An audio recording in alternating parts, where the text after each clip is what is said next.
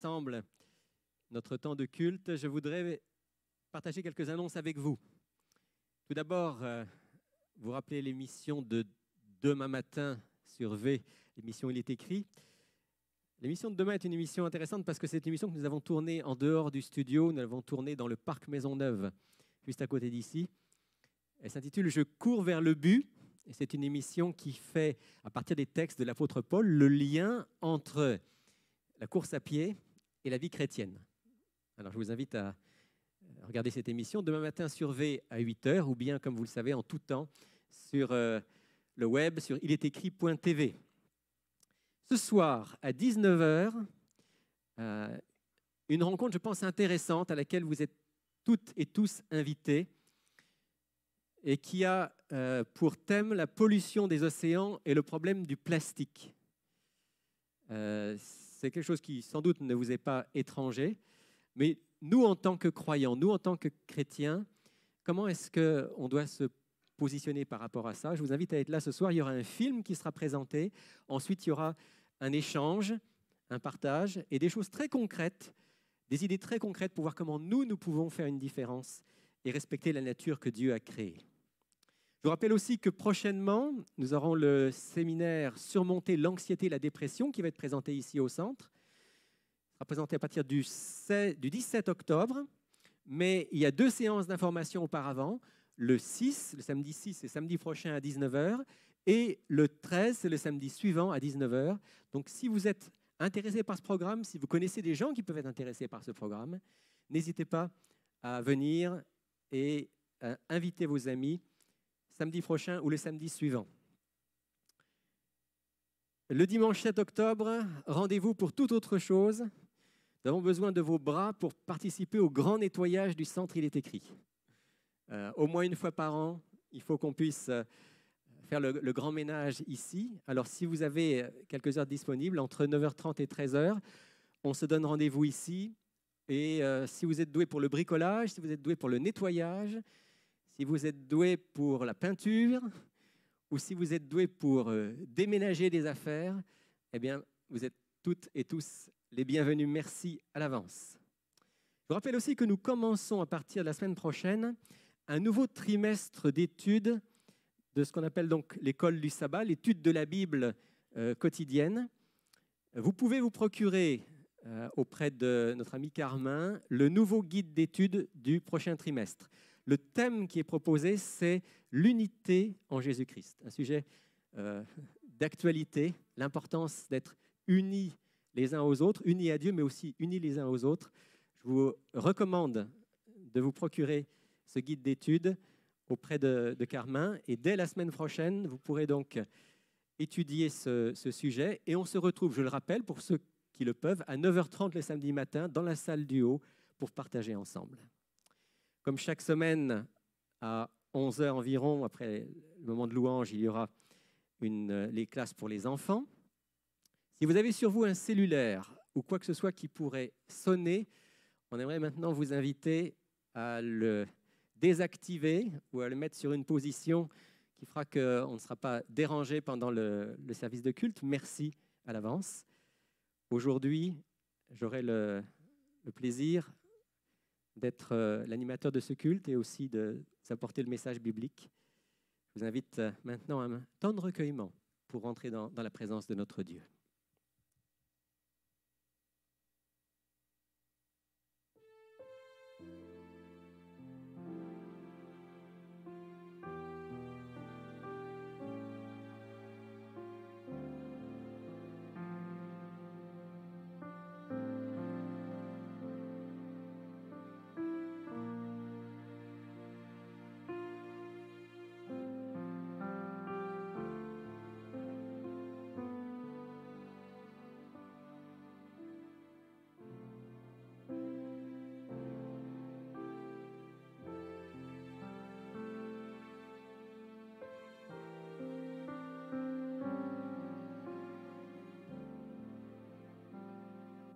Au commencement était la parole, et la parole était avec Dieu, et la parole était Dieu. Elle était au commencement avec Dieu, tout a été fait par elle, Rien de ce qui a été fait n'a été fait sans elle. En elle était la vie, et la vie était la lumière des hommes. Je vous invite à vous lever pour chanter ensemble vers toi, Seigneur.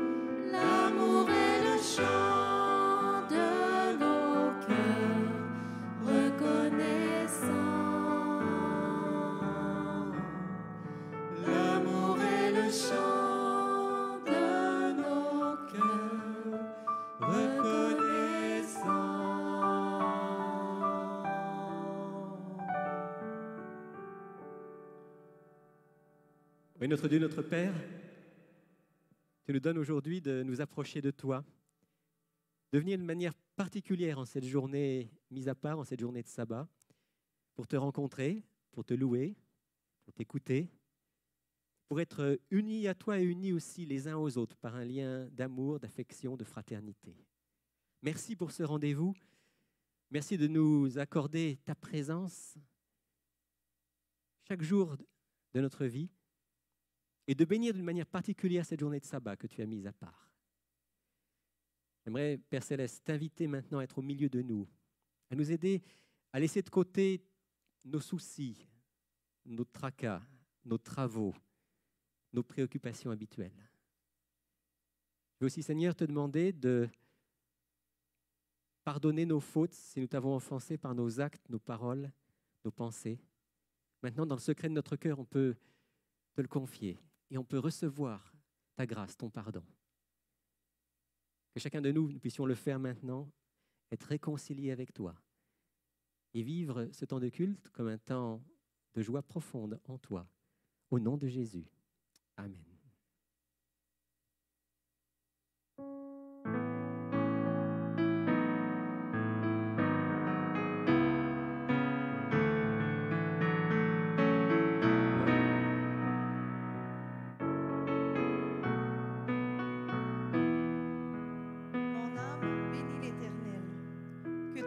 En moi, bénisse son saint nom. Mon âme bénit l'Éternel et n'oublie aucun de ses bienfaits. C'est lui qui pardonne toutes tes iniquités, qui guérit toutes tes maladies. C'est lui qui délivre ta vie de la fosse, qui te couronne de bonté et de miséricorde. C'est lui qui rassasie de bien ta vieillesse, qui te fait rajeunir comme l'aigle. L'Éternel a établi son trône dans les cieux et son règne domine sur toutes choses. Bénissez l'Éternel, vous ses anges qui êtes puissants en force et qui exécutez ses ordres en obéissant à la voix de sa parole. Bénissez l'Éternel, vous toutes ses armées qui êtes ses serviteurs et qui faites sa volonté. Bénissez l'Éternel, vous toutes ses œuvres dans tous les lieux de sa domination. Mon âme bénit l'Éternel.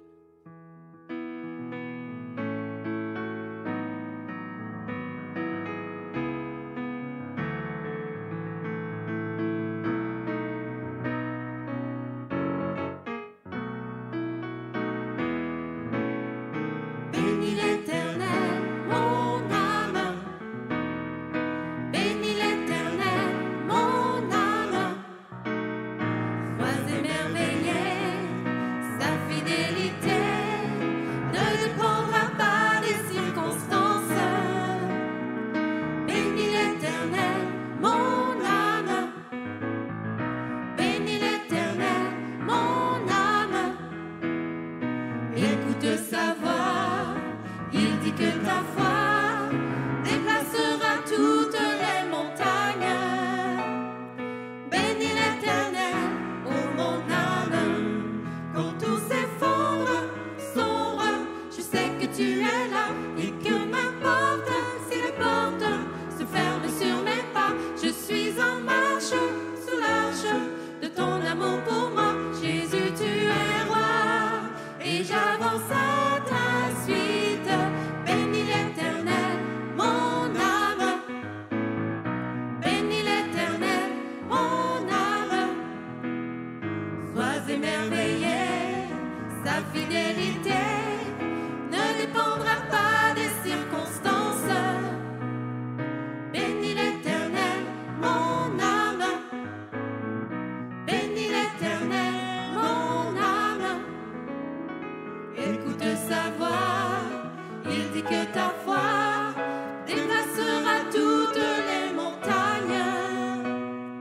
Bénis l'Éternel, ô mon âme, quand tout s'effondre, sombre, je sais que tu es là et que n'importe si les portes se ferment sur mes pas, je suis en marche sous l'arche de ton amour pour toi. Jésus, tu es roi et j'avance à ta suite. Bénis l'Éternel, mon âme. Bénis l'Éternel, mon âme. Sois émerveillé, sa fidélité ne dépendra pas des circonstances. Bénis l'Éternel, ô mon âme. Vous pouvez vous asseoir. Aussitôt après ces jours de détresse, le soleil s'obscurcira. La lune ne donnera plus sa lumière. Les étoiles tomberont du ciel et les puissances des cieux seront ébranlées. Alors, le signe du Fils de l'homme paraîtra dans le ciel. Toutes les tribus de la terre se lamenteront et elles verront le Fils de l'homme venant sur les nuées du ciel avec puissance et une grande gloire. Il enverra ses anges avec la trompette retentissante et ils rassembleront ses élus des 4 vents, depuis une extrémité des cieux jusqu'à l'autre.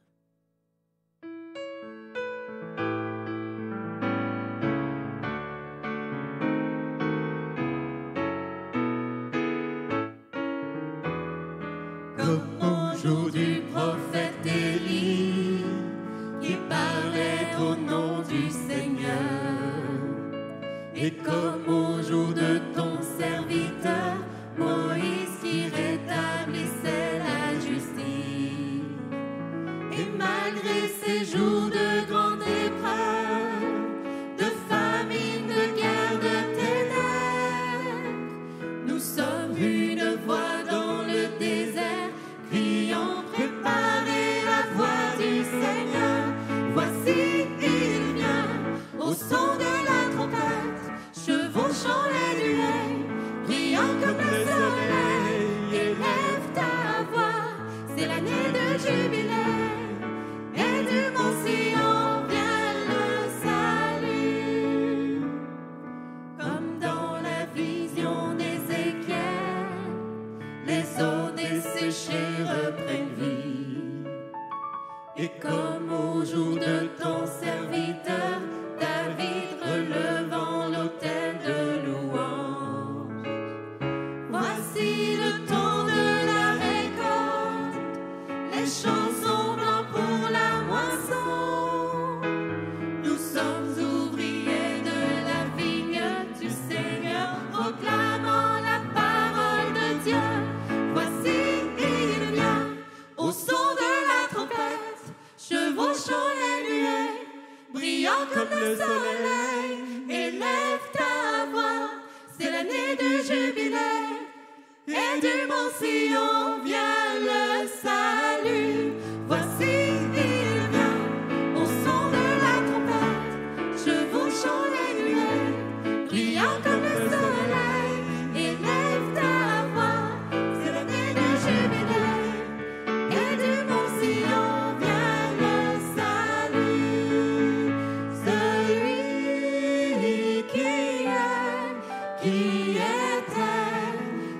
qui vient, celui qui est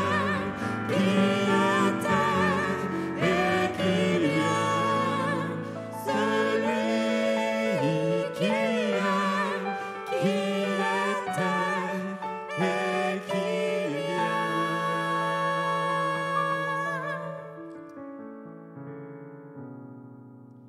vient.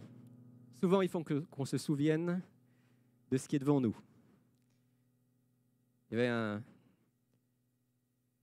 spécialiste des relations qui disait que quand on ne sait pas où on va, on risque d'arriver ailleurs.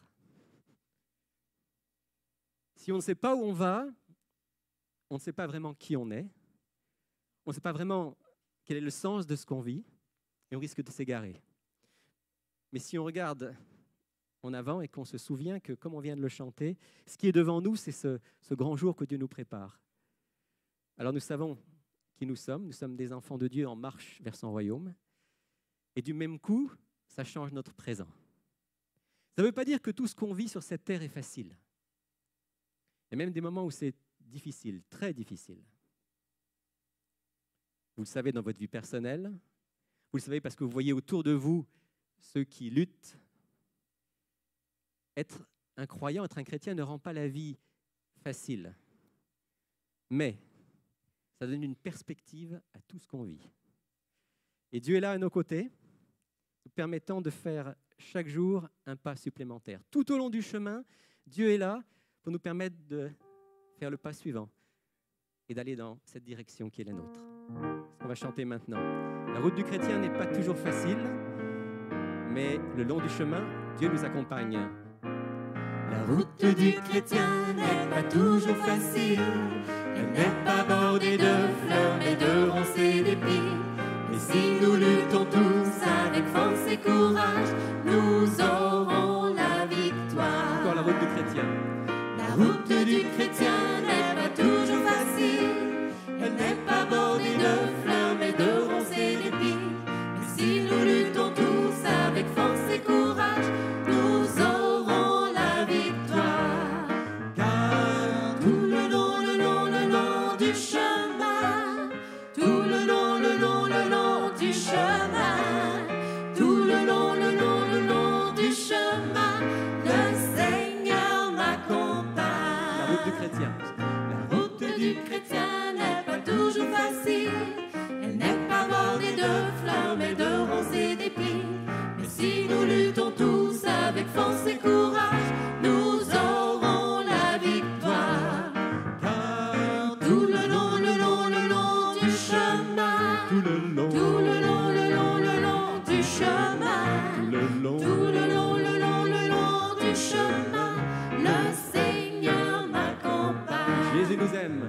Jésus nous aime, croyez-moi, il est le même, jusqu'à la croix afin de sauver les pécheurs. Alors venez, donnez-lui votre cœur. Car tout le long du chemin, Tout le long, tout le long du chemin, tout le long. tout le long du chemin, le Seigneur m'accompagne.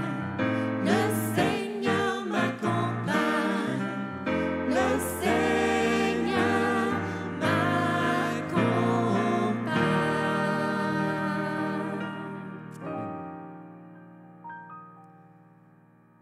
Et si la route du chrétien n'est pas toujours facile, si elle est bordée de ronces et d'épines, la vie du croyant est quand même une vie dans laquelle il y a de grands sujets de reconnaissance. Vous êtes d'accord avec moi? Qu'on a, au-delà des difficultés, au-delà des épreuves, beaucoup de sujets de reconnaissance. Alors j'aimerais qu'on puisse maintenant prendre un temps pour exprimer notre reconnaissance à Dieu. On va le faire d'une manière très simple. On va faire ce qu'on appelle une prière popcorn, c'est-à-dire que ceux qui le veulent, simplement et librement, pourront faire monter une très courte prière, une phrase, pas plus, vers Dieu, pour dire merci à Dieu, mais pour dire merci à Dieu d'une manière précise, pour quelque chose de précis pour lequel vous êtes reconnaissant dans votre vie. Et puis je terminerai ce moment par une prière.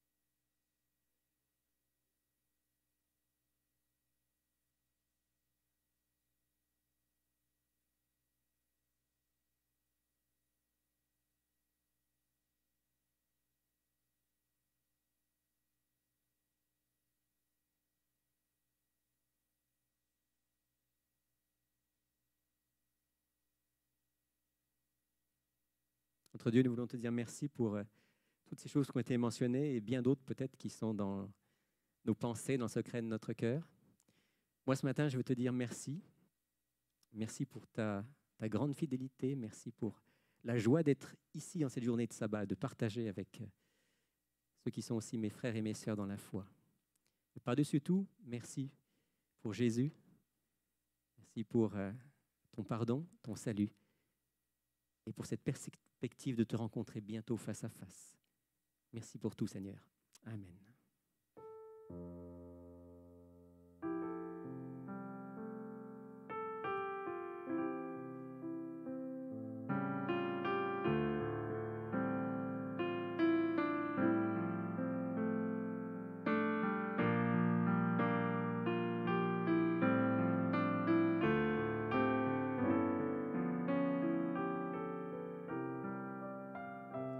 Merci du fond de mon cœur, merci à toi mon Seigneur, merci de m'avoir donné Jésus-Christ ton Fils. Merci du fond de mon cœur, merci à toi mon Seigneur, merci de m'avoir donné Jésus-Christ ton Fils.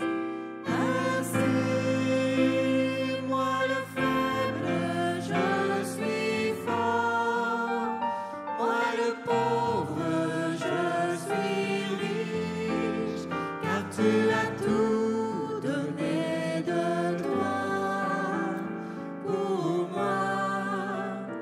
Ainsi, moi le faible, je suis fort, moi le pauvre, je suis riche, car tu as tout donné de toi pour moi.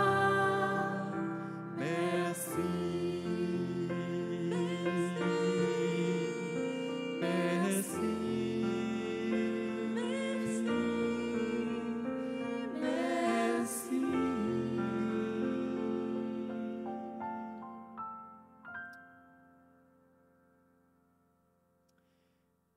On aime bien quand on a la possibilité, dans le cadre du service de culte ici, d'avoir un témoignage, une expérience concrète de vie. Et aujourd'hui, j'ai demandé à Anne-Marie de venir partager juste quelques instants ce qu'elle vient de vivre en Haïti. Comme vous le savez, le Centre Il est écrit soutient un projet d'école là-bas en Haïti. Tu peux venir, Anne-Marie. Et Anne-Marie est allée une première fois avec nous quand on a organisé un voyage. Et puis depuis, elle est la plus fidèle, la plus régulière. Elle y retourne à chaque fois qu'elle peut. Alors, Anne-Marie, dis-nous un petit peu ce que tu as vécu cette fois-ci. Tu y es retournée pendant une dizaine de jours. 9 jours. Parce qu'on ne compte pas la journée qu'on part et qu'on arrive. On a été 7 jours sur place et ça a été 7 jours bénis. Très occupés, mais extrêmement bénis. Alors, j'ai préparé, ça a été fait assez vite parce que Rémi m'a appelé hier me disant qu'il me donnait un petit 5 minutes pour, en réalité, récapituler les 4 fois que j'ai été là. Alors, vous voyez, ça, c'est l'école. Et bien, c'est ça. En 2016, le projet pour moi a commencé quand Rémi a organisé un groupe pour aller théoriquement peinturer dans cette école-là. Et mon coup de foudre a commencé à ce moment-là. Je ne pensais pas que j'allais devenir en amour avec les gens de la place. Et plus j'y vais, plus je m'aperçois que le travail il est extrêmement, extrêmement, extrêmement immense à faire. Alors, on a fait 6 jours de clinique santé. La condition là-bas des gens, ça laisse beaucoup à désirer. Il n'y a pas d'hôpital vraiment à portée de la main, donc c'est vraiment... c'est ça. Alors, on a la préparation des médicaments. On a toujours une bonne partie d'une soirée ou d'un avant-midi à préparer les médicaments. Après ça, ça marche-tu, ça? Oui. Alors, cliniques santé peuvent être à l'intérieur, à l'extérieur. Là, on est à Chambrun. Moi, j'étais au triage. Alors, pression, température, on pèse tous les patients et après ça, ils vont voir les médecins. C'est à la bonne franquette, c'est un des docteurs. Vous avez là notre hôpital d'une journée en plein air, la salle d'attente, tous les enfants qui viennent. Cette journée-là, on a vu 226 personnes en 5 heures. Alors, ça fait du monde à la messe. Autre clinique santé, c'est beaucoup axé sur essayer de leur donner le plus de bien-être possible. Alors, dans un autre endroit, à Las Carobas, en arrière de la petite église là-bas, c'est encore quelques petites affaires. Aussi, on va toujours donner de la nourriture aux gens les plus démunis du village de Bois-Pin, parce que même si on se promène un peu dans les villages des alentours, Bois-Pin, c'est notre port d'attache et c'est notre petit coup de cœur. Alors, on est en train de préparer des sacs de riz et de bines qu'on va aller donner aux villageois. Et ça, c'est une des choses que j'aime le plus faire parce que c'est comme... On fait ça le sabbat d'habitude après notre culte. Puis à chaque fois, je me sens toujours comme Jésus quand il partait pour aller faire le bien la journée du sabbat. C'est les meilleurs sabbats que j'ai. C'est vraiment ça. Alors, on est toute la gang. On part avec nos sacs à dos, avec notre stock dedans, puis on s'en va voir les familles les plus démunies. Ce petit monsieur-là, à chaque année, ça fait quatre fois que je le vois. À chaque fois, il est tellement content de nous revoir. Vous voyez un petit peu l'état de certaines maisons. Ce n'est pas le gros luxe. Ça, c'est un autre des patients qui est là, qui est paralysé. Et la première fois que je l'ai vu, il m'a tellement marqué. J'ai dit, celui-là, je l'ai adopté. Alors, les familles qu'on va, celle que vous voyez à côté du chandail vert, là, Margaret, elle a une dizaine de personnes qu'elle subventionne déjà depuis quelque temps. Et ça, c'est un des petits enfants qu'elle a décidé de parrainer. Alors, c'est ça, un petit peu les choses. On est en 2018, il n'y a toujours pas d'eau courante dans le village, alors les gens doivent aller chercher leur eau au robinet public. Et pour ceux qui financent les enfants, la nourriture des enfants à l'école, voici l'école avec tous les timounes qui sont là pour nous autres. Alors, oui, les timounes. J'ai bien aimé ce mot-là et maintenant, les enfants, ça va toujours rester des timounes dans mon cœur. Alors, quelques classes un petit peu. Et ceux qui payent pour les repas, qui donnent régulièrement, on s'est engagé, le centre, à payer la main-d'œuvre des 4 cuisinières pour faire la nourriture des enfants. Ils sont rendus pas loin de 250 présentement. Par contre, il y a une affaire que je dois vous dire, c'est que quand on a embarqué dans ce projet-là, il y avait un organisme qui était sur place, qui s'engageait à donner la nourriture si on fournissait la main-d'œuvre. Sauf que cet organisme-là s'est fait dévaliser, s'est fait vandaliser, ils se sont fait voler toute la bouffe. Alors, ils ont dit, on ne fournit plus. Alors, Upward Bound Ministries of Haiti, qui est l'organisme avec qui on va, ils ont décidé vraiment de prendre en charge les choses et ils vont mettre sur pied un projet de parrainage. Alors, pour ce faire, pour mettre ça en branle pour les enfants de l'école, on a examiné tous les enfants. On en a vu 212 en 2 jours ces 2 journées-là. Alors, les enfants sont pesés, mesurés, leur âge, le nombre de personnes dans la famille, leurs petits antécédents médicaux sont examinés. On prend après ça des photos de chacun parce que d'ici quelques mois, peut-être 2-3 mois, il va y avoir un projet officiel de parrainage qui s'en vient. Et j'étais l'heureuse élue à faire les photos. Alors moi, j'ai eu un paquet de petites frimousses. Il y en a qui avaient peur de moi, il y en a d'autres qui riaient bien. Alors, c'est un petit peu j'en ai 212 comme ça, je ne vous les montre pas toutes. Éventuellement, je vais avoir les détails complets du parrainage, mais j'en parle vite comme ça parce qu'avant, ils pensaient seulement faire défrayer les frais de scolarité. Mais comme là, il n'y a plus personne qui fournisse la nourriture, présentement, c'est le Dr. Hooper qui a fourni pour les 6 prochaines semaines. Mais d'ici ce temps-là, il va falloir vraiment penser à avoir des gens qui vont parrainer les enfants. Et le prix serait entre 200 et 250 $ par année. Ça couvrirait la nourriture pour l'enfant pour l'année scolaire, les frais scolaires et le costume. Le prix va peut-être être légèrement différent, mais c'est autour de ça. On en reparlera. On en reparlera. Mais j'en glisse un mot pour que les gens qui sont intéressés puissent y penser. Vous allez me revoir bientôt, puis je vais même faire le tour de plusieurs autres églises, parce que les enfants là-bas, un enfant dans le besoin, ça fait mal. Alors, quand à un moment donné, dans la parole de Dieu, c'est dit ce qu'on fait à un des plus petits d'entre nous, c'est à Dieu direct qu'on le fait. Et c'est là-dessus que je vous laisse. Et le prochain voyage, le prochain groupe qui part d'ici, c'est le 20 janvier. Alors, s'il y en a deux qui veulent se joindre à nous, bien, vous êtes les bienvenus. Merci. Merci Anne-Marie. On aura l'occasion de reparler ensemble de ce prochain voyage. Donc, au mois de janvier, si Dieu le veut, j'en ferai partie, et peut-être quelques-uns d'entre vous aussi, pour aller encore dans une mission de soutien à l'œuvre qui a lieu là-bas. Puisqu'on parle de soutien de l'œuvre, ben c'est le moment aussi des dîmes et des offrandes. C'est un moment important. J'aimerais juste lire avec vous quelque chose par rapport justement aux dîmes et aux offrandes. Je relisais cette semaine ce texte qui se trouve dans le livre Conseil à l'économe, qui dit ceci: Dieu a révélé à son peuple un plan qui permet de recueillir les fonds suffisants pour les besoins de son œuvre. Ce plan, qui est celui de la dîme, est magnifique de simplicité et d'équité. Chacun peut le suivre avec foi et courage, car il est d'origine divine.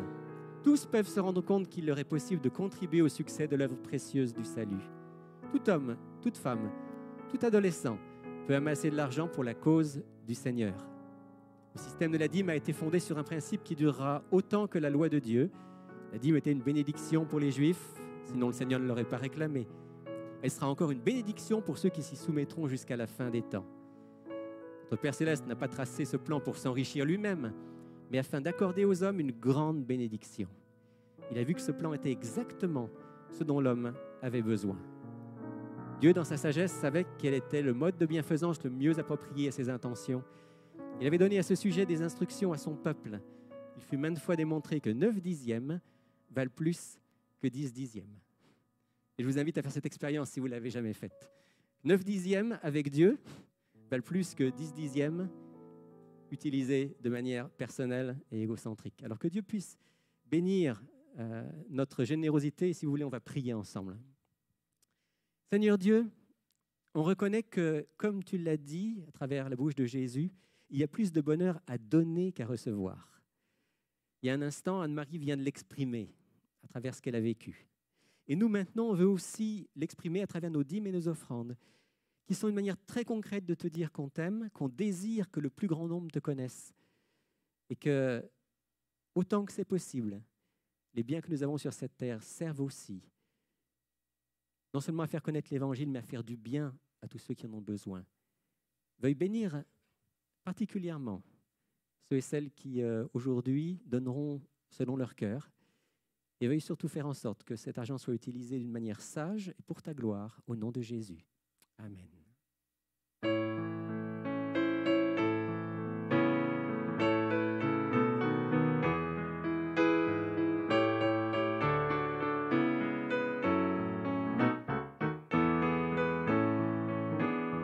Comme une terre altérée, soupire après l'eau du ciel, nous appelons la rosée de ta grâce Emmanuel. Fraîche rosée, descendez sur nous tous, ô divines ondées, venez arroser-nous.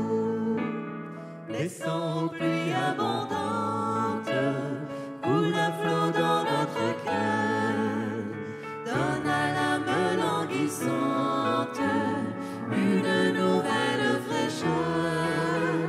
Fraîche rosée, descendez sur nous.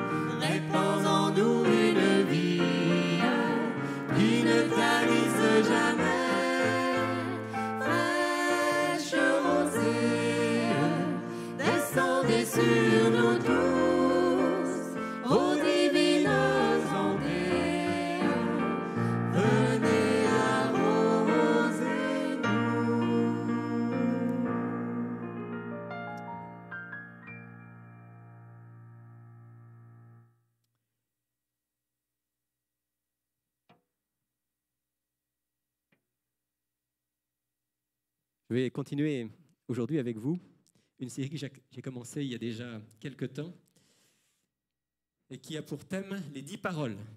Normalement, je ne devrais plus avoir besoin de ce micro-là. Est-ce qu'on m'entend comme ça? Oui, ça va, très bien.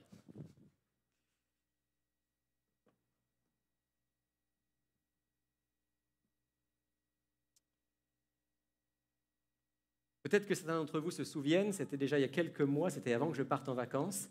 On avait commencé donc cette réflexion sur ce qu'on appelle les 10 paroles. Vous vous souvenez que dans la Bible, il n'est jamais question des 10 commandements.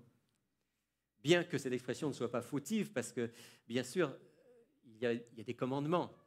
Mais on avait vu ensemble qu'il y a plus que des commandements dans ce texte. Dans ces paroles, il y a des commandements, mais il y a aussi des révélations de Dieu, il y a des promesses, il y a des avertissements. Et voilà pourquoi la Bible parle des 10 paroles. Et on se souvient que ces 10 paroles ont une place particulière parce qu'elles ont été écrites, dit le texte, du doigt de Dieu. C'est le seul texte de la Bible dont il nous est dit expressément que c'est Dieu lui-même qui l'a écrit. J'aime cette citation de Paul Claudel, un écrivain français, qui dit « Le doigt du Tout-Puissant, lui-même, a écrit en caractère ineffaçable sur une double page de pierre ces 10 commandements pour tous les hommes et pour tous les siècles. » Si c'est pour tous les hommes et pour tous les siècles, c'est aussi pour nous. Et Dieu veut qu'on soit attentif à ce qu'il a exprimé à travers ces 10 paroles. D'autant plus que nous avons conscience et nous avons la conviction en tant que chrétiens adventistes que nous vivons une période spéciale de l'histoire humaine, qu'on peut appeler la dernière période de l'histoire humaine. Et dans le dernier message qui est mentionné dans le livre de l'Apocalypse comme devant être partagé, répandu avec force sur toute la surface de la terre, il dit ceci: je vis ensuite un autre ange voler haut dans le ciel. Il avait un évangile éternel pour l'annoncer aux habitants de la terre, toute nation, toute tribu, toute langue, à tout peuple. Et un peu plus loin dans le même texte, il est dit: c'est ici qu'est nécessaire la persévérance des saints qui gardent les commandements de Dieu et la foi en Jésus. Persévérance dans les derniers temps, elle tourne autour de 2 grands éléments. Premier élément, c'est... Oui, je vais le prendre dans l'autre sens. Je veux dire que le premier, c'est celui qui est à la fin. La foi en Jésus. Être attaché à la personne de Jésus. Apprendre à le connaître, avoir confiance en lui. Et par voie de conséquence, être attaché au commandement de Dieu parce que le Christ, plus et mieux que quiconque, a vécu ses commandements et nous a invités à les vivre. Alors, on rappelle rapidement ces 10 paroles, en tout cas les premières. Première parole dit: je suis l'Éternel, ton Dieu, qui t'a fait sortir du pays d'Égypte, de la maison de servitude. Tu n'auras pas d'autre Dieu devant ma face. Vous vous souvenez ce qu'on avait dit? Ça ne commence pas par un commandement. Ça commence par un rappel de l'amour et de la grâce de Dieu. Je suis l'Éternel, ton Dieu, qui t'a fait sortir du pays d'Égypte. Et à cause de cela, parce que je suis ce Dieu-là, il ne faut pas que tu aies d'autres dieux dans ta vie que moi. Deuxième parole, tu ne te feras pas de statue, de représentation quelconque de ce qui est en haut dans le ciel, de ce qui est en bas sur la terre, de ce qui est dans les eaux, plus bas que la terre. Adorer Dieu, comme dira Jésus, en esprit et en vérité, sans le trahir ni par l'idolâtrie en allant vers d'autres dieux, ni en représentant d'une certaine manière la divinité qui restera toujours au-delà de ce que nous pouvons imaginer et penser. La troisième parole: tu ne prendras pas le nom de l'Éternel, ton Dieu, en vain. Dieu veut que nos paroles soient purifiées, et spécialement quand on parle de lui. Et vous vous souvenez de ce qu'on avait dit, toutes les manières dont on peut prendre à tort le nom du Seigneur.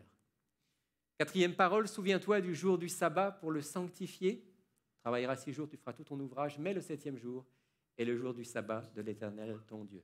Parce que Dieu est le premier dans ma vie, il est aussi le premier dans mon temps. Et il y a une journée qui m'invite à mettre à part. C'est pour ça que nous sommes là, entre autres, aujourd'hui. 5e parole: honore ton père et ta mère, afin que tes jours se prolongent dans le pays que l'Éternel, ton Dieu, te donne. Première parole qui concerne la relation avec le prochain, et Dieu nous rappelle que notre premier prochain, c'est dans notre famille qu'on le trouve. L'importance de cultiver l'amour, l'affection, le respect. On avait dit que ce commandement n'est pas seulement pour les enfants, il est aussi pour les parents.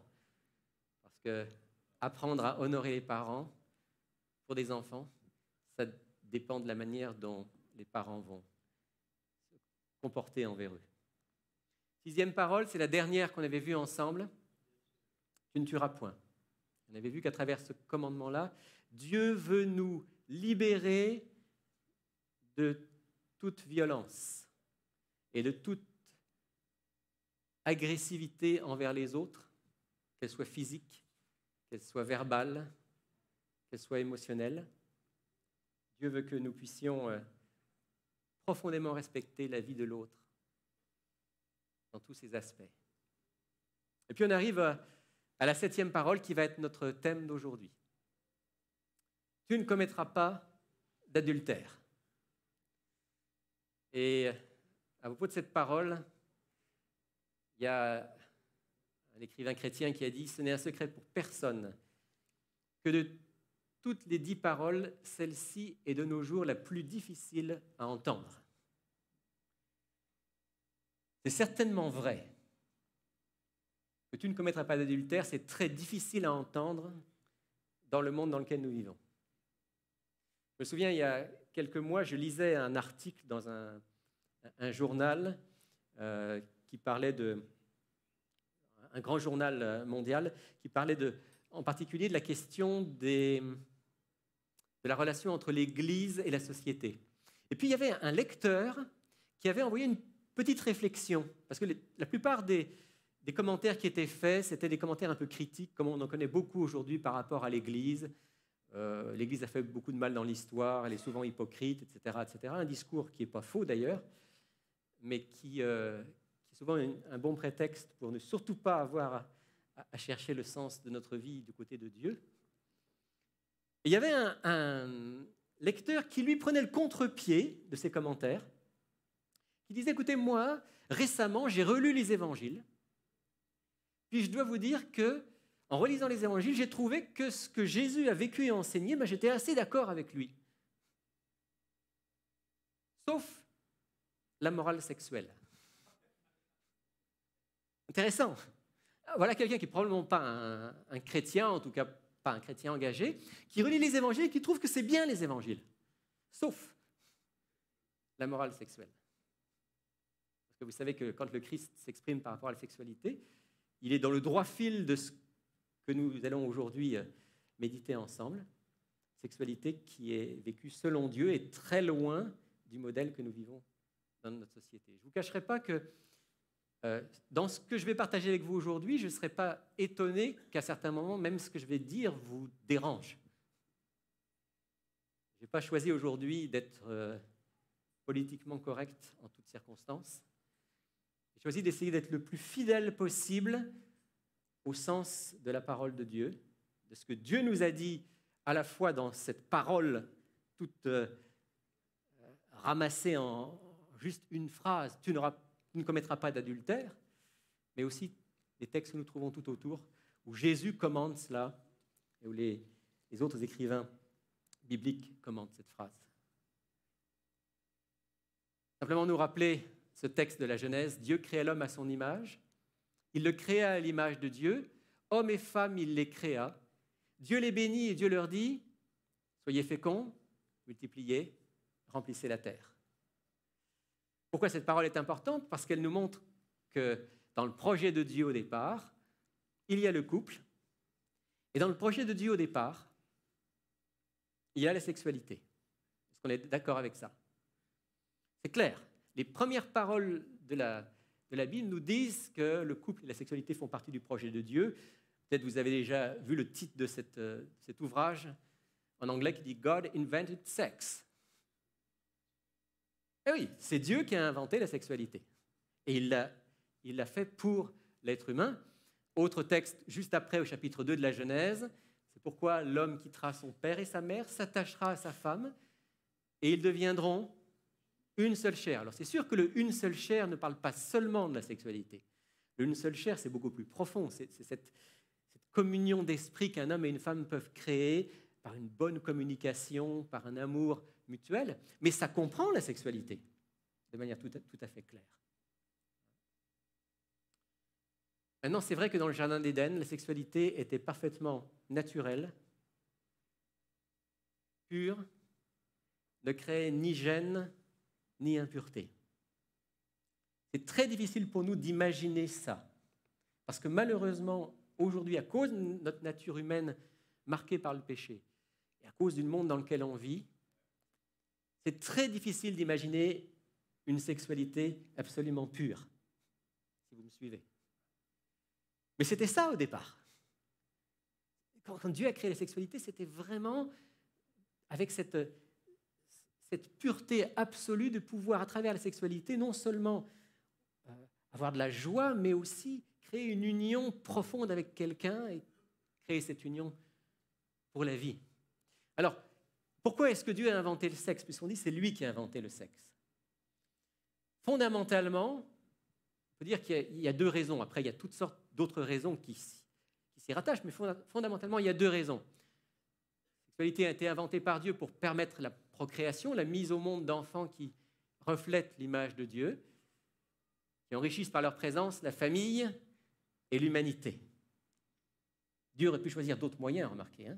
Il y a d'autres moyens dans la nature pour se reproduire. Mais Dieu a choisi que l'homme et la femme se reproduisent à travers la sexualité. Et s'il a choisi ce moyen-là, c'est certainement parce qu'il avait en tête cette deuxième dimension, peut-être encore plus importante, ou au moins aussi importante, c'est que la sexualité a été inventée par Dieu comme un moyen d'expression de l'amour au sein du couple, partage de joie, de plaisir, qui tisse des liens d'intimité étroits entre les conjoints.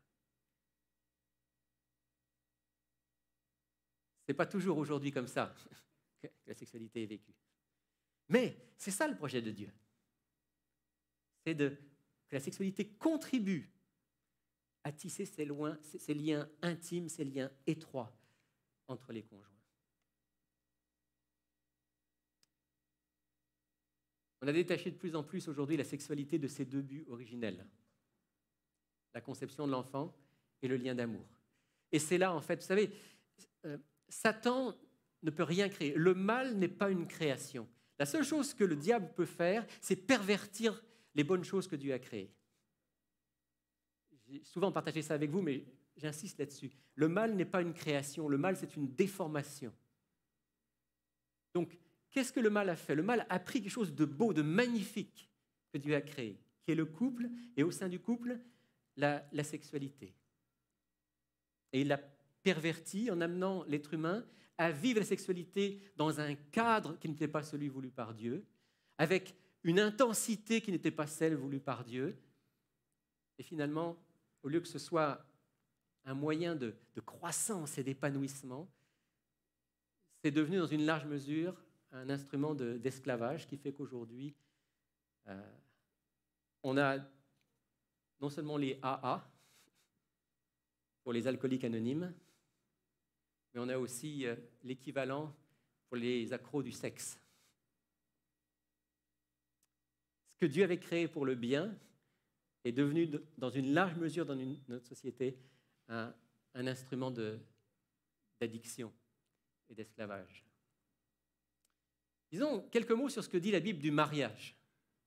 Parce que quand on parle d'adultère, forcément, il va y avoir un lien avec le mariage. Qu'est-ce que dit la Bible du mariage? La première chose que dit la Bible du mariage, c'est que, bien sûr, il a été béni par Dieu en Éden. Vous vous souvenez de Dieu, après que l'homme ait été créé, et puis qu'il se trouve tout seul, Dieu crée la femme, et qu'est-ce qu'il fait? Il l'amène vers l'homme. Souvent, je dis, ça c'est le premier mariage. C'est un peu comme dans les mariages aujourd'hui où le père vient avec à son bras la mariée. Eh bien, c'est exactement ce que Dieu fait pour Adam. À son bras, il a Ève et il l'amène, il la présente à Adam. Et c'est sans nul doute la première bénédiction. D'ailleurs, il y a une bénédiction sur le mariage, je trouve dans le chapitre 1er, verset 28 de la Genèse. Dieu les bénit et Dieu dit. Vous vous souvenez de ça? Le mariage, eh bien, il est relaté dans de nombreux passages de la Bible. Et sans aucun doute, lorsqu'on lit l'ensemble des textes bibliques, on voit que le mariage fait partie du plan de Dieu pour l'être humain. Vous savez, aujourd'hui, beaucoup remettent en question le mariage. On entend toutes sortes de choses, même dans l'Église, disant par exemple, autrefois c'était la coutume de se marier, aujourd'hui c'est plus vraiment nécessaire. Ou bien j'ai entendu aussi, ça a un certain écho, même si c'est un peu étrange, à partir du moment où j'ai couché avec quelqu'un, je suis marié avec cette personne. Il y en a qui sont mariés 10 fois, 20 fois et plus, à ce rythme-là. Donc, aujourd'hui, on essaye de minimiser l'importance du mariage, mais dans la Bible, vous avez de nombreux textes dans lesquels on voit que le mariage, c'est vraiment le projet de Dieu. Jésus a honoré le mariage par son premier miracle. Vous le savez, le premier miracle de Jésus, c'est le miracle de l'eau changée en vin aux noces de Cana. Et c'était à l'occasion d'un mariage. C'est sans doute pas par hasard que Jésus, inspiré par le Saint-Esprit, a choisi de faire son premier miracle à l'occasion d'un mariage. Jésus lui-même a enseigné l'importance du mariage. Vous pouvez relire dans l'Évangile selon Marc, chapitre 10. C'est là que notre ami tout à l'heure, qui faisait son commentaire dans un journal, n'était pas d'accord avec Jésus, parce que si vous lisez Marc 10, versets 6 à 9, vous verrez que non seulement Jésus rappelle que le mariage est important, mais il rappelle qu'on ne peut pas le dissoudre comme ça, le mariage. Qu'on a une responsabilité devant Dieu de rester unis avec sa grâce. Les apôtres ont enseigné la valeur du mariage. Lisez 1 Corinthiens 7, lisez Éphésiens chapitre 5. Et puis l'image du couple et du mariage, elle est utilisée souvent dans la Bible pour représenter la relation entre Dieu et son peuple. Et là aussi, ce n'est pas un hasard. Si Dieu utilise cette image, c'est parce qu'il y a quelque chose de profondément sacré dans le mariage. De la même manière qu'il y a dans la relation du mariage quelque chose de l'amour sacré de Dieu, eh bien, c'est une image pour nous parler de cette relation d'amour sacré avec notre Père céleste. Et en particulier, et c'est là que certains vont me lapider, c'est au sein du mariage que Dieu a prévu qu'un couple vive ensemble et que Dieu a prévu que soient vécues les relations sexuelles. Évidemment, ça c'est complètement à contre-courant de ce que propose notre monde. Mais c'est le projet de Dieu, il n'y a aucun doute. Si vous lisez la Bible honnêtement, vous allez arriver forcément à cette conclusion-là. Je vous rappelle ce qui s'est passé pour Joseph et Marie. Vous vous souvenez de Joseph et Marie? Marie et Joseph étaient quoi au départ? Fiancés. Marie est enceinte. Que pense Joseph? Elle m'a trompé. Pourquoi il pense qu'elle m'a trompé? Elle est enceinte, oui, mais parce qu'il savait bien qu'elle n'était pas enceinte de lui. D'accord? Et après que Dieu se soit révélé à Joseph et qu'il lui dit « Prends ta femme chez toi », on comprend que la vie de Joseph et de Marie ensemble va se passer après leur mariage. Et le texte va aller jusqu'à dire qu'il ne la connut point jusqu'à ce qu'elle lui enfanté le fils, ce qui veut dire que Marie et Joseph ont eu une vie sexuelle normale après la naissance de Jésus. Mais clairement, dans ce texte, on voit qu'il y a deux choses qui sont caractéristiques du mariage. C'est 1, vivre ensemble. 2, avoir des relations sexuelles. Et je sais ici tout ce que... On va me dire, oui, mais si on n'a pas essayé, on ne peut pas savoir. Il vaut mieux prendre ses précautions avant pour être certain que... Je vais juste vous dire que je fais plus confiance à Dieu qu'au raisonnement humain qui cherche simplement à justifier les choix qu'on fait aujourd'hui. Et je crois que si Dieu a voulu ça pour le mariage, c'est parce qu'il sait que c'est ce qui est le mieux pour nous. Et pour avoir vécu cela, et je ne prétends pas que notre couple est idéal, loin de là. Mais pour avoir choisi, en tout cas, d'avoir vécu en respectant ces étapes-là, et je sais que plusieurs pourraient donner ce témoignage ici, je peux vous dire qu'on n'est pas moins heureux parce qu'on n'a pas essayé avant. On n'est pas moins heureux parce qu'on n'a pas vécu ensemble avant, je dirais même qu'on l'est plus. Il y a dans le mariage quelque chose d'extraordinaire qui ne se compare pas avec ce que vivra quelqu'un qui aura déjà vécu pendant des années ensemble. Ça, c'est le plan idéal de Dieu. Maintenant, je voudrais faire tout de suite une parenthèse, ou plutôt une précision qui est très importante. Ça, c'est l'idéal de Dieu. Ça reste l'idéal de Dieu. Et l'Église, si elle veut être fidèle à Jésus, doit continuer à partager cet idéal de Dieu et à dire, en particulier aux jeunes, faites ce choix-là. Ça vaut la peine de faire ce choix-là. C'est comme ça que vous êtes en accord avec les commandements de Dieu et avec sa volonté. Maintenant, si vous êtes passé à côté de cet idéal-là, ne pensez surtout pas que votre vie est terminée. Parce qu'avec Dieu, on peut toujours repartir, on peut toujours recommencer. Et Dieu est celui qui peut nous permettre de vivre, lorsqu'on rentre dans cette relation avec lui et qu'on veut mettre sa vie en harmonie avec lui, peut nous permettre de vivre des choses très belles et très profondes, au-delà des erreurs, des fautes ou des péchés qu'on a pu commettre dans notre vie.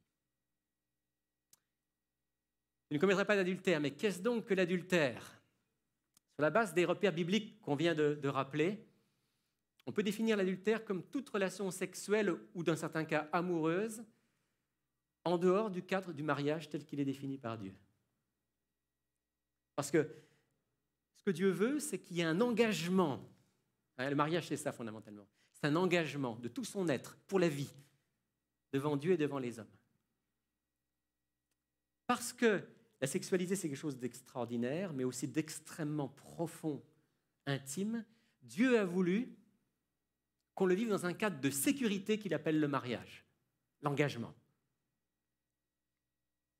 Et donc, tout ce qui est vécu sur le plan sexuel en dehors de ce cadre-là est en dehors du plan de Dieu et quelque part est du ressort de ce 7e commandement qui dit « tu ne commettras pas d'adultère ». Je sais que nous, adultère, on le pense différemment, mais au sens biblique, dans ce mot-là, il y a toute cette dimension-là. Alors, ça veut dire quoi? Bien sûr, l'adultère, c'est la rupture de la fidélité conjugale par une relation amoureuse et ou sexuelle avec quelqu'un d'autre que son conjoint ou avec le conjoint d'un autre. Je m'arrête un instant ici. Une des idées à la mode aujourd'hui, c'est qu'en fait, un peu d'infidélité, ça pimente la vie de couple. Vous avez déjà entendu ça? Je vais juste vous dire que ça, c'est probablement ce que le cœur humain non régénéré par Dieu a envie d'entendre, mais la réalité est tout autre. Et la Bible nous met en garde contre l'adultère, rappelant que l'adultère, c'est toujours une atteinte profonde à l'intimité, à l'amour, à la confiance qu'il peut y avoir dans un couple. Dieu nous dit que c'est un coup de poing au mariage. C'est quelque chose de terrible dans le couple. On peut s'en remettre, on y reviendra. Mais c'est toujours quelque chose de terrible. J'aurais beaucoup d'histoires à vous raconter à ce sujet-là. Je ne vais pas le faire maintenant, je n'ai pas le temps, mais vous les connaissez, ces histoires. De couples qui ont vécu ça et puis certains s'en sont remis, d'autres s'en sont jamais remis. Donc ne croyons pas aux sirènes de la liberté sexuelle qui nous dit tu peux aller voir ailleurs de temps en temps. Dieu nous dit non. Le vrai bonheur, le vrai amour, ça se construit dans la fidélité. Et l'adultère est une rupture de cette fidélité. Dans les textes que j'ai mis ici, il y en a un, Lévitique 20, verset 10. Si vous allez le lire, vous allez vous rendre compte que l'adultère, dans l'Ancien Testament, était puni de mort. Remarquez bien, ce n'était pas le seul péché qui était puni de mort. Hein. Il y en a plusieurs autres. Mais ça donne juste une idée du fait que c'était considéré comme vraiment quelque chose de grave. Et puis l'histoire de David qu'on a dans 2 Samuel chapitre 11 nous rappelle à quel point ça fait des dégâts, l'adultère. Qu'est-ce que c'est l'adultère? Eh bien, comme on l'a dit tout à l'heure, c'est aussi des relations sexuelles qui peuvent être préconjugale, donc avant le mariage, en dehors du mariage, vécue par un couple avant d'avoir pris un engagement ensemble devant Dieu et devant des témoins. Là aussi, ce ne serait pas difficile de montrer bibliquement que le projet de Dieu pour un couple, c'est qu'il y ait des étapes pour apprendre à se connaître, pour se rapprocher, et que finalement, il y a l'étape ultime, après qu'on se connaisse suffisamment pour avoir fait le choix de vouloir s'engager. Il y a l'étape du mariage, et qu'à ce moment-là, la sexualité est prévue par Dieu comme un cadeau. Cadeau de mariage de Dieu, dans le plan idéal de Dieu. Cadeau de mariage de Dieu au couple, c'est la sexualité. C'est ça que Dieu a voulu. Et c'est vrai que toute relation sexuelle vécue en dehors de ce cadre, eh bien, tombe dans cette catégorie que la Bible va appeler adultère ou fornication, utilisez les mots que vous voulez. Bien sûr, l'adultère, c'est aussi toutes les formes de débauche avec des partenaires sexuels multiples, un phénomène qui est omniprésent dans notre société. Il était déjà à l'époque de Moïse et qu'il était aussi à l'époque de Jésus et des apôtres, parce que le cœur humain n'a pas beaucoup changé, qu'il reste le même. Et là aussi, il y a des textes qui nous mettent en garde contre toutes les formes de débauche sexuelle. En fait, ce que Dieu dit à son peuple, c'est qu'il leur dira, vous serez saints, car je suis saint. Moi, l'Éternel, votre Dieu. Le projet de Dieu pour la sexualité, c'est qu'elle soit vécue dans un cadre de sainteté, comme Dieu est saint, dans un cadre de pureté, comme Dieu est pur. Et là, je crois qu'il y a quelque chose d'important pour nous aujourd'hui. Si nous voulons être des enfants de Dieu pleinement, en particulier sur ce thème de la sexualité, c'est sûr qu'on va forcément ramer à contre-courant. Quand Dieu dit « vous serez saints car je suis saint », vous savez, vous l'avez sans doute déjà entendu, que le mot « saint » dans la Bible, au niveau hébraïque, il vient d'une racine qui certainement signifie séparé, distincte. Vous serez saint, ça veut dire vous serez différent. Si vous voulez être comme Dieu, dans un monde qui est marqué par le mal et le péché, vous allez être différent. Et ce que j'aimerais nous suggérer aujourd'hui, c'est que, au lieu de subir cette différence, c'est-à-dire de se trouver vraiment bizarre parce qu'on est différent, Dieu nous dit non, non, soyez heureux d'être différents, soyez fiers d'être différents. Parce que cette différence-là, c'est la différence qui vous rend plus proche de moi. En étant différent, non seulement vous serez plus heureux, mais vous allez être une lumière dans le monde. Quand on dit « vous serez saints car je suis saint », je pense aussi à une chose qui est tellement importante aujourd'hui, c'est le fait que nous devons apprendre à nos enfants cette différence. Ici, je m'adresse spécialement aux parents qui sont dans la salle, aux futurs parents, ou aux grands-parents qui jouent encore un rôle dans l'éducation. Il faut que je me dise ça moi-même, parce que dans un mois, je vais être grand-père, Dieu voulant. Il faut que je me dise aussi que j'ai un rôle à jouer auprès de cet enfant qui va naître. Nous avons un rôle tellement important auprès de nos enfants pour leur donner une image belle, pure de la sexualité, dans un monde qui va forcément leur donner toutes sortes d'images sans beaucoup de points de repère, très loin de l'idéal de Dieu. Aujourd'hui, l'éducation sexuelle à l'école, ça commence ici au Québec très tôt, l'école primaire. Mon ami John m'a envoyé le programme pour que je voie un petit peu ce que c'est. Dans le programme, on voit des choses, mais on ne voit pas tout. C'est très, très large, parfois un peu flou. Mais c'est clair qu'aujourd'hui, ce qu'on est en train de faire, c'est d'apprendre aux enfants depuis tout petit que bon, il faut que tu te respectes, il faut que tu respectes l'autre. La limite, c'est qu'il ne faut pas agresser l'autre, ni que l'autre t'agresse. Mais à part ça,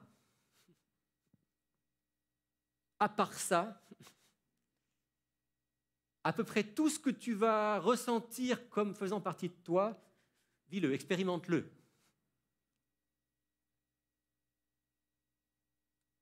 ne sais pas si vos enfants vont à l'école.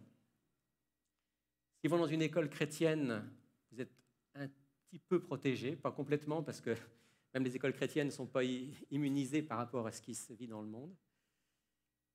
S'ils vont dans une école publique, c'est sûr qu'ils vont être exposés à ça. Et il faut que le contrepoids des parents soit très, très, très présent. Il faut que, en tant que parents, on puisse présenter à nos enfants quelque chose qui est plus beau et que nos enfants, en grandissant, sentent que c'est plus beau. Ce n'est pas forcément plus facile, mais que ça vaut la peine de le vivre comme ça. Et on en a parlé un petit peu ensemble avec plusieurs, et on va avoir, très probablement, peut-être au mois d'octobre et dans les mois suivants, on aura à un moment une rencontre avec justement les parents pour parler de ce thème-là, pour parler de comment est-ce qu'en tant que parents, on peut présenter la sexualité à nos enfants d'une manière qui soit biblique, qui soit juste, qui soit pudique tout en étant clair, en fonction des âges, bien sûr, de l'enfant. Ça, c'est vraiment une grande responsabilité qu'on a en tant que parents. Vous ne pouvez pas laisser l'école faire l'éducation sexuelle de vos enfants. Vous ne pouvez pas. Ni les copains de l'école, encore moins. C'est important que nos familles, dans nos familles, on réfléchisse à ça et on va le faire ensemble avec tous ceux qui le veulent. Le but du décalogue, sans aucun doute, c'est de nous permettre de comprendre ce qu'est le véritable amour selon Dieu, de vivre heureux, Dieu veut notre bonheur, de reconnaître aussi notre incapacité à vivre les choses comme Dieu le voudrait et de chercher Jésus, parce que c'est lui qui pourra développer son caractère en nous. Il nous faut méditer ces commandements et il nous faut les partager avec nos enfants. Puis quand Jésus commente « Tu ne commettras pas d'adultère », car Jésus commente plusieurs des commandements, il dit ceci. Vous avez entendu qu'il a été dit « Tu ne commettras pas d'adultère », mais moi je vous dis, quiconque regarde une femme pour la convoiter a déjà commis un adultère avec elle dans son cœur. Ouais. Alors, c'est un peu comme le commandement sur le fait de ne pas tuer, vous vous souvenez quand on en avait parlé. Si je peux lire « Tu ne tueras point » et me dire « Ah, je suis correct, je suis impeccable par rapport à ça, j'ai jamais tué personne ». Quand j'entends Jésus me dire « Oui, mais celui qui traitera son frère de pauvre imbécile, il l'a tué déjà. Il a déjà transgressé la 6e parole. » D'un seul coup, je me rends compte que celui qui se mettra en colère, qui se déchaînera sa colère contre son frère, il a déjà transgressé la 6e parole. Seigneur, j'ai transgressé la 6e parole. Et j'ai besoin de toi. Je ne suis pas capable par moi-même de la vivre. J'ai besoin de la grâce d'en haut. De la même manière, quand je lis ça, quiconque regarde une femme pour la convoiter a déjà commis un adultère avec elle dans son cœur. On parle ici d'une femme qui n'est pas la mienne, évidemment. Si je regarde ma femme pour la convoiter, ça va. Si ce n'est pas la mienne, si c'est celle d'un autre. Et là, d'un seul coup, je dois dire, Seigneur, oui, moi aussi j'ai transgressé la 7e parole. Et Jésus nous montre quelque chose de très important qui est au cœur de toutes les paroles, des 10 paroles. C'est que l'objectif poursuivi par Dieu, à travers l'abstention, à travers la 7e parole, ce n'est pas seulement l'abstention de l'adultère physique, mais c'est la pureté intérieure. Des relations absolument saines, droites, respectueuses, au sein du couple, comme entre hommes et femmes. La pureté du cœur. Et ça, eh bien, il faut que je le reconnaisse, ça n'est pas naturel. Je suis un enfant d'Adam et Ève pécheurs, et à cause de ça, ce n'est pas naturel. Je dois le demander à Dieu. C'est par la communion avec Dieu, avec le Christ, que je peux vivre la 7e parole. Seulement comme ça. En fait, dans la 7e parole, Dieu nous demande l'impossible. Et pas seulement dans la 7e parole. Dans les 10 paroles, il nous demande l'impossible, Dieu. Pourquoi ? Pour que nous sachions que nous sommes absolument dépendants de notre Père Céleste pour pouvoir vivre selon sa volonté. Et alors, qu'est-ce que je fais ? Je dis à Dieu, Seigneur, je ne peux pas. Je ne suis pas capable. Moi, me promener dans la rue, puis une belle fille qui passe, et puis ne pas laisser mes pensées partir, je ne suis pas capable, Seigneur. Il me dit, oui, je sais que tu n'es pas capable. Mais je te le demande parce que justement, je veux que tu te rendes compte que tu n'es pas capable et puis que tu viennes vers moi. Que tu entretiennes cette relation de chaque jour avec moi parce que moi, je suis le Dieu de l'impossible. Moi, je suis le Dieu qui peut faire ça en toi. Si tu me fais confiance, c'est possible. À cette seule condition-là. Permettez-moi encore de dire quelque chose qui me semble très important par rapport à cette fameuse pureté intérieure, c'est-à-dire la pureté au niveau des pensées. Il est certain que si je veux entretenir la pureté dans mes relations avec les femmes ou avec les hommes, dans mes pensées comme dans mon comportement, il va falloir que je sois très attentif à ce qui rentre dans mes pensées. Il va falloir que j'ai une hygiène mentale très précise. Je ne peux pas regarder à la télévision ou sur Internet toutes sortes de choses plus ou moins pures ou impures et ensuite m'attendre à ce que mes pensées vis-à-vis du sexe opposé soient pures. Vous me saisissez ? Il y a un vrai ménage à faire. Il y a un pacte à faire avec nos yeux et avec Dieu pour qu'il puisse nous rendre purs. Vous savez aujourd'hui à quel point tout ce qui tourne autour de la pornographie, tout ce qui tourne autour pas toujours la pornographie, parfois simplement des programmes audiovisuels ou écrits, mais qui sont essentiellement des apologies de l'adultère et de la débauche. Combien c'est populaire. Regardez les feuilletons à la télévision. C'est rare qu'il n'y ait pas une histoire d'adultère, parce que s'il n'y en a pas, il manque quelque chose dans l'histoire. Et généralement, c'est toujours un adultère, enfin c'est souvent, pas toujours, mais c'est souvent un adultère sympathique. Les personnages, c'est les héros, puis on voit leurs sentiments, puis vraiment comme ils s'aiment et comme... Et alors, on rend l'adultère finalement sympathique. Et si je me nourris de ça, les amis, et qu'après je dis, Seigneur, s'il te plaît, donne-moi d'être pur dans mes pensées, le Seigneur va me dire, oh. T'as pensé à ta prière? Est-ce que tu crois que je peux répondre à ta prière? Je veux le faire.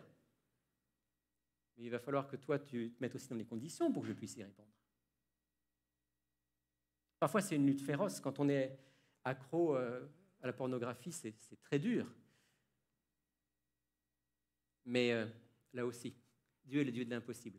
J'ai tourné une émission il y a environ une année, vous pouvez la trouver sur le site d'Il est écrit, qui est justement le témoignage de quelqu'un qui était accro à la pornographie, depuis son jeune âge, depuis l'âge de 13 ans, et qui explique d'abord ce qu'a été cette addiction, cet esclavage, et aussi comment Dieu, finalement, par cette relation vivante avec lui, a pu le libérer de cela.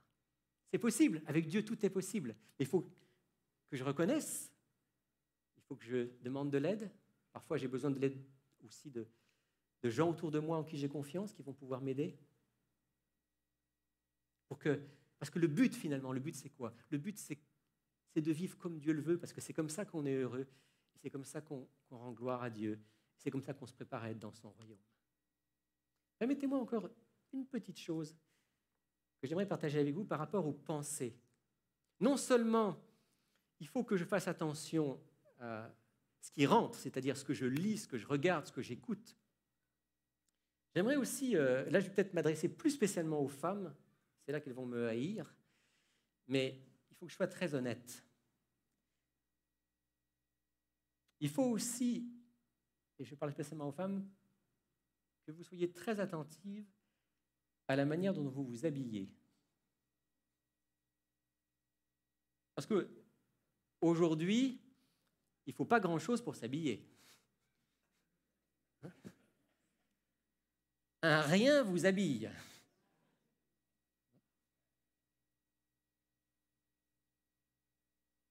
Seulement, ce qui se passe, c'est que la plupart des hommes, ils fonctionnent beaucoup au visuel. Et ce qui va se passer, c'est que peut-être sans le vouloir, vous allez pouvoir être un instrument de tentation ou de chute pour quelqu'un. Je sais que la limite, elle n'est pas toujours facile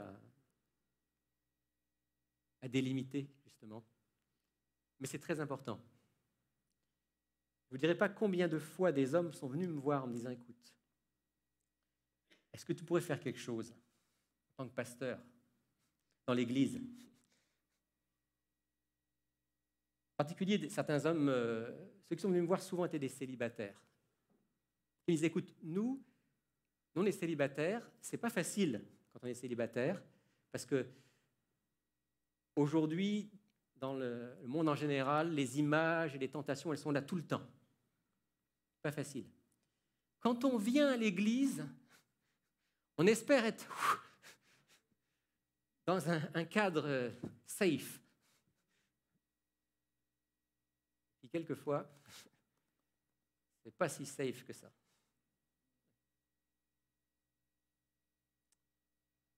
Je vais vous recommander un livre. Ça s'appelle « La pureté au cœur du désir ». On l'a présenté une fois dans l'émission « Il est écrit ». C'est écrit par un pasteur. C'est un bon livre qui parle de manière très, très honnête de la question de la sexualité. Et il aborde un peu tous les aspects en lien avec la sexualité et le projet de Dieu pour la sexualité.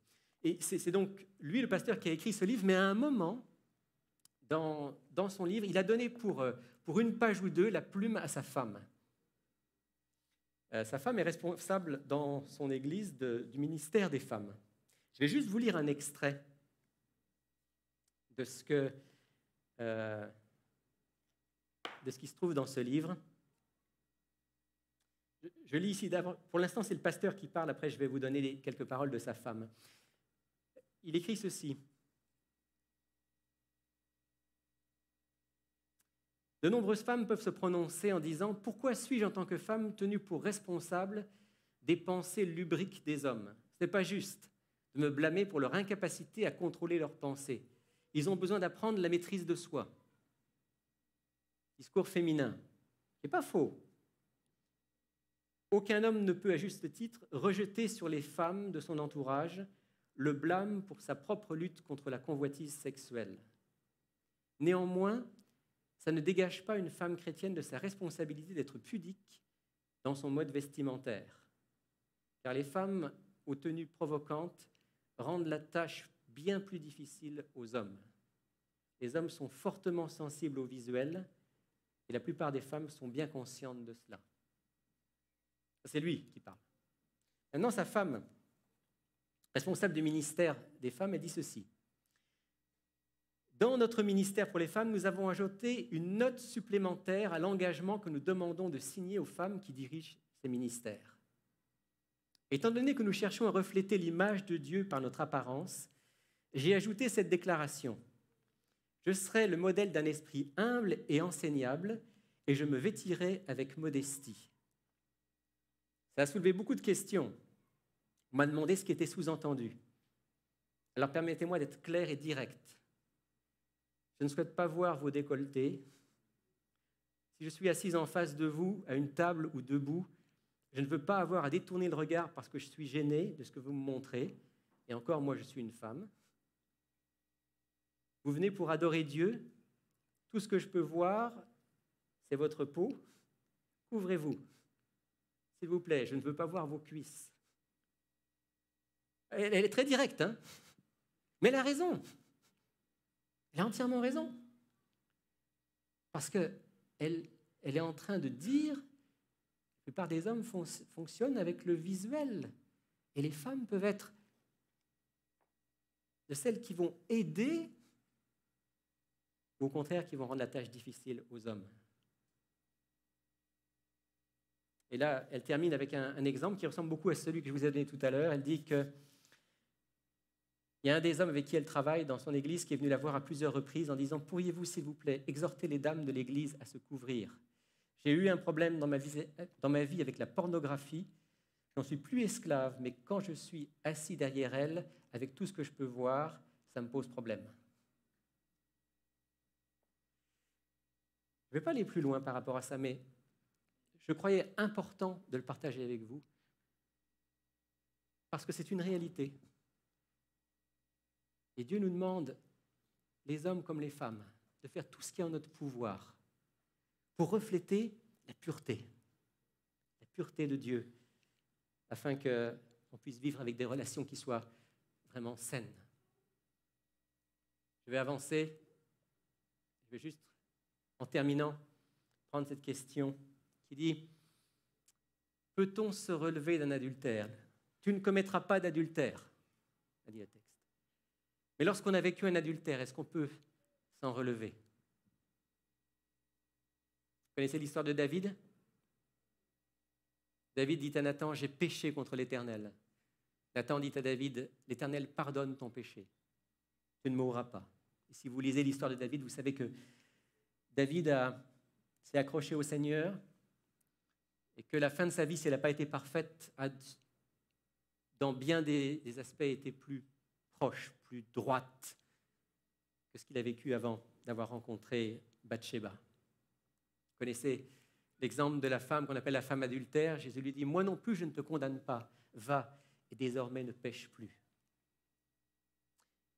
Ce n'est pas facile, quand on a vécu un adultère, de s'en relever. Il y a des cas où Jésus dit que malheureusement l'adultère va mener au divorce. Il y a des cas où c'est comme ça.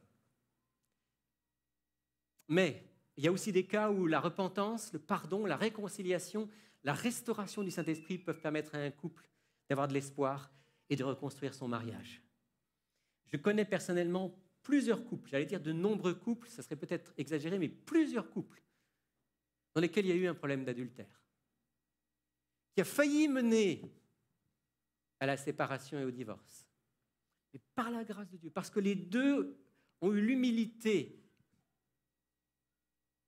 celui qui avait commis l'adultère, de demander pardon, de reconnaître son péché, celui qui a été, entre guillemets, victime de l'adultère, d'être prêt aussi à réfléchir peut-être aux choses qui avaient pu favoriser cela, et de pardonner, et de dire, avec l'aide de Dieu, on va essayer de reconstruire ensemble.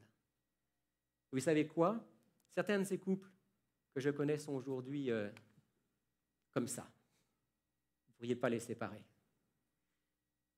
Parce que la force du pardon, la force de l'amour inconditionnel de Dieu est extraordinaire. Ce n'est pas toujours possible, mais c'est souvent possible par la grâce de Dieu. Peut-on prévenir l'adultère? Si on est marié, le meilleur moyen de prévenir l'adultère, c'est d'entretenir l'amour dans le couple. Par une vie de partage spirituel, de prière, par beaucoup de communication, par la tendresse, l'affection quotidienne, par une vie sexuelle régulière, par un service commun pour Dieu et pour les autres. Et si on n'est pas marié, soit marié ou pas, prévenir l'adultère, c'est entretenir une vie de communion avec Dieu, lui demander de garder nos pensées en lui. C'est choisir de ne pas nourrir de pensées impures, de les concentrer sur ce qui est saint.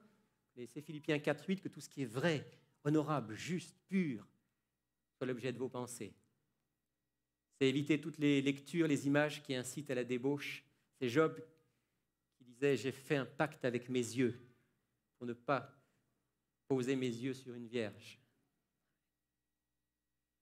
Et nous souvenir que par Jésus-Christ, tout est possible. Je termine avec ce texte. Christ a aimé l'Église, il s'est livré lui-même pour elle. De même, les maris doivent aimer leur femme comme leur propre corps. Celui qui aime sa femme s'aime lui-même. Que chacun de vous aime sa femme comme lui-même et que la femme respecte son mari. Dans ce monde largement impudique dans lequel nous vivons, Dieu nous dit, je vous demande l'impossible. Soyez purs. Si je vous demande l'impossible, c'est parce que je veux que vous soyez connectés à moi et que vous fassiez l'expérience que l'impossible est possible pour celui qui croit en moi, pour celui qui regarde à Jésus, pour celui qui est prêt à faire tout ce qui est en son pouvoir pour accomplir sa volonté. Que Dieu mette en nous cette pureté et cette joie. si l'on est marié, de vivre la sexualité dans la pureté, la fidélité. Si on n'est pas marié, de dire Seigneur, jusqu'au moment où je le serai, donne-moi de cultiver des pensées qui soient pures et droites. Que Dieu puisse mettre ça dans nos cœurs. Amen. Et on va le chanter. On va chanter cette prière avec ce dernier chant qui est connu de la plupart d'entre vous. Purifie mon cœur. On va le chanter vraiment comme une prière, chacun d'entre nous. Purifie mon cœur, rends-le aussi pur que l'or et l'argent.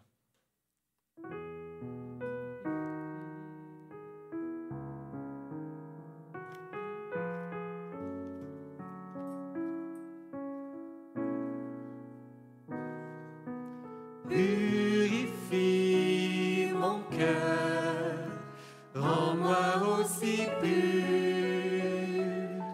que l'or et l'argent. Purifie mon cœur, rends-moi aussi pur que l'or, feu du fondeur. Je n'ai qu'un désir, être saint,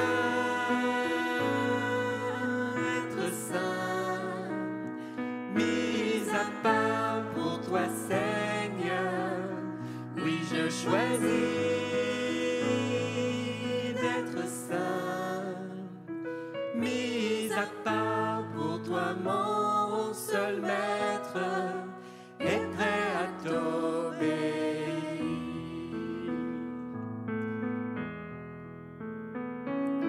Purifie mon cœur, rends-moi aussi pur que l'or et l'argent. Purifie mon cœur, rends-moi aussi pur que l'or, feu du fondeur. Je n'ai qu'un désir, être saint,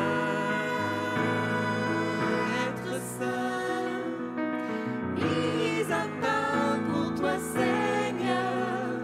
Oui, je choisis d'être saint, mis à part pour toi, mon seul maître, et prêt à t'obéir,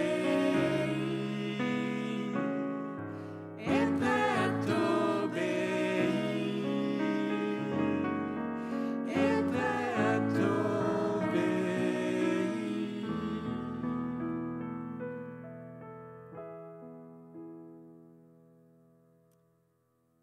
Cher Père du ciel, avec mes amis ce matin, je veux te remercier pour les paroles que tu nous as données, spécialement ces 10 paroles, qui ne sont pas des paroles faciles pour nous, ce sont parfois des paroles qui nous interpellent, qui nous rentrent dedans, mais qui sont là, Seigneur, pour nous montrer le chemin de la vie, de la vraie vie, le chemin de l'amour, le chemin de la justice, le chemin des relations profondes avec toi les uns avec les autres. Oui, Seigneur, ce qu'on vient de chanter, c'est notre prière. Nous voulons être purs, nous voulons être saints.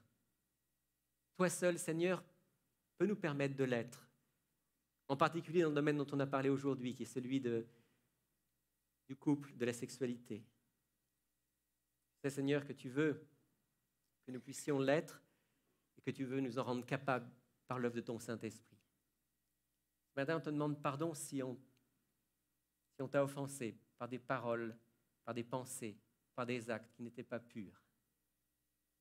Et on vient à toi, Seigneur, en te disant, oui, purifie nos cœurs. Donne-nous de croire que c'est possible, de croire en toi. Donne-nous de croire qu'il est possible de faire les bons choix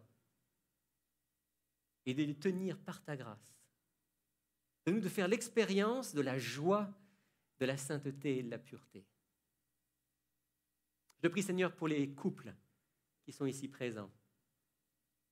qu'ils puissent être solidement attachés l'un à l'autre. Et on sait, Seigneur, que ce n'est pas seulement dans la sexualité, mais c'est vraiment dans tous les aspects de la vie, par la communication, par le partage spirituel, par le respect mutuel, par tous ces ingrédients de la vie de couple qu'on pourra être vraiment solides l'un avec l'autre. Je te prie pour les couples, Seigneur, qu'on travaille ensemble à avoir une union solide et aimante.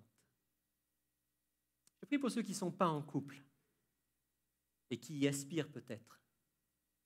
Donne-leur eux aussi de croire en toi, de croire que tu as un projet pour eux, que dans l'attente du moment où ils vont rencontrer celui ou celle avec qui ils construiront leur vie, tu peux les rendre purs et leur donner la joie de l'être.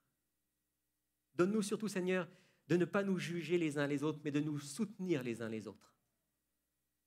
Parce que tu nous as fait frères et sœurs pour que nous soyons aux côtés les uns des autres. Et si l'un tombe, que nous soyons là pour le relever. Si nous tombons, que quelqu'un puisse être là pour nous relever. Merci Jésus. Merci d'entendre cette prière. Merci de purifier nos cœurs. Nous avons prié en ton nom. Amen. Vous pouvez vous asseoir.